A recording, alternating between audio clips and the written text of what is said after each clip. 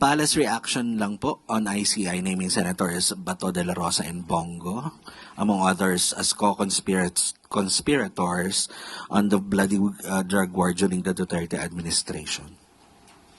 And pwede po ba itong dumaan sa local courts, ang arrest warrant, if Interpol ang magpapat? Again, yung una niyong punta, no? Reaction lang po. Regarding sa pagsama ng pangalan nila? Yes po.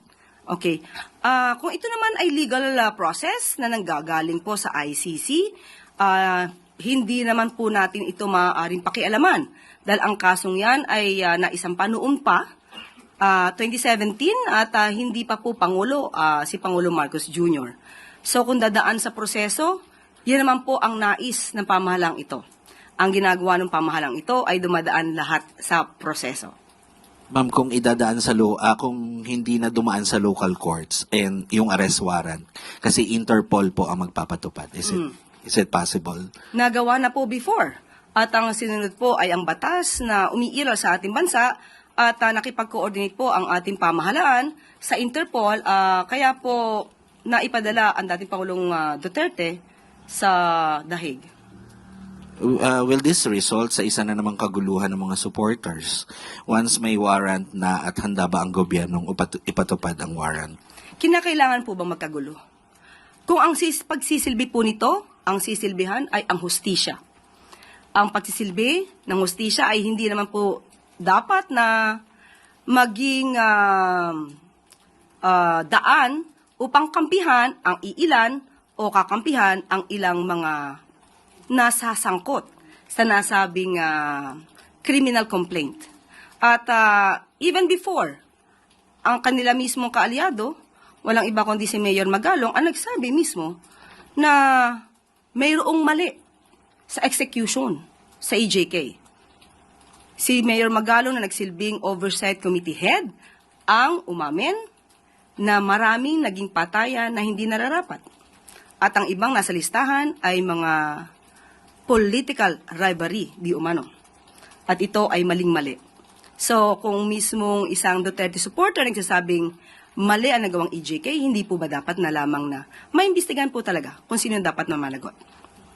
And last na lang po, do you have a message sa mga supporters nila Senator Bongo, Senator Bato, para hindi na magkagulo at magkaroon ng kaguluhan? Hindi po dapat i-encourage ni naman na magkagulo kung nagsisilbi lamang po ng valid warrant of arrest. Muli, ang kaso na isinampa, kung meron naman pong batayan, ay dapat lamang po madinggin. Para malaman natin, pareho naman po ito magiging hustisya sa dalawang panig. Hustisya sa mga di umanong naging biktima ng EJK, ng extrajudicial killings, at ito ay magsisilbi ring hustisya para doon sa naaakusahan. Kung mapapakita niyang wala naman siyang kinalaman at wala siyang kasalanan, maaaring magkaroon ng acquittal sa nasabing kaso. Just a related question from Ivan Mayrina, GMA 7.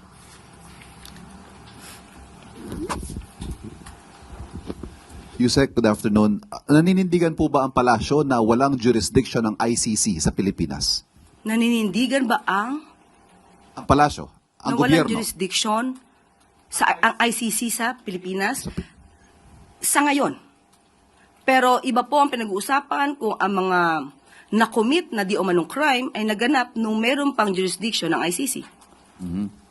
So, makikipagtulungan tayo sa Interpol but not with the ICC in the same way that we cooperated with the Interpol during the arrest of the former president. Ganun po mangyayari. Yun po ang nangyari before at yan din po ang mangyayari ngayon. Ma'am, what does the palace say to those current and former officials who may feel the need to go into hiding after being named as co-perpetrators of the crimes against humanity? Si Senador Bato po, matagal nang hindi lumulutang. Yung iba ho kaya, baka maisip nila na ganun din ang gawin nila. What do you have to say to them? Unang-una, kung kayo magtatago, ano bang ibig sabihin yan? Kayo ba'y may kasalanan? Tinatago nyo para hindi po kayo madinig at ma-escape kayo or ma-evade the liability of what you had done. So, hindi po kinakailangan magtago kung alam po nila na sila'y walang kasalanan, humarap sila at maging matapang sa mga maaaring proseso. Ma'am, panghuli, ano ho ang magiging tingin ng gobyerno, ng Estado, sa 8 pinangalanan? Sila po ba ay mas babantayan? Sila po ba ay tututukan ng kanilang whereabouts? Such that if an arrest warrant is issued against them, ay i-implement natin. Kapag ka may warrant of arrest na na-issue na po, kailangan i-implement. So kung babantayan sila, sa ngayon wala pa pong dahilan para sila ibantayan dahil wala pa pong nare-receive ang gobyerno ng warrants of arrest. Maraming salamat. Next question mula kay Tina Moralit na Manila Times. Good afternoon, Yusek. In relation po sa unang napag-usapan, ano po ang reaksyon ng palasyo sa sinabi ng PDP Laban over the weekend that the Marcos admin is quote-unquote enabling such derogation of our sovereignty and attempting to divert attention from the massive corruption scandal kaya naisama sila Senator De La Rosa and Senator Go as co-perpetrators in Duterte's ICC case? Unang-una po, bakit naman sasabihin na nagda-divert na naman ang attention? Hindi ito diversion dahil matagal na po ang kasong ito na nakasampa sa ICC. Hindi pa nga po si Pangulo Marcos Jr. ay naisampa na ito. So hindi po dapat ipahid sa ating Pangulo at sa gobyernong ito kung nagkaroon man po ng findings patungkol dyan ang ICC dahil wala naman pong impluensya ang ating gobyerno sa International Criminal Court. At kung sasabihin nila na diversion, unang-una, uulitin ko po ulit. Mismong si Mayor Magalong ang nagsabing meron siyang report patungkol dito at siya mismo ang nagalit sa mga generals habang sila may command conference. So even before, meron ng findings na mali ang ginawa sa EJK. So mas maganda po, bilang kayo'y taga-media, hanapin niyo po kay Mayor Magalong yung nasabi niyang report.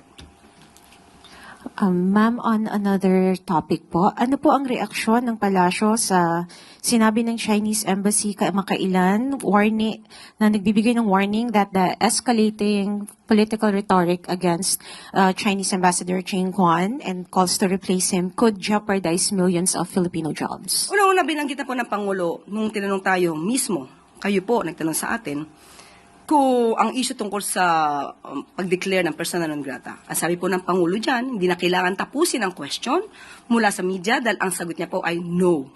Hindi po kinakailangan palitan. Ang pag-escalate ng tension sa pagitan po ng China at Pilipinas, hindi po ito dapat na nagmumula sa isang bansa. Ang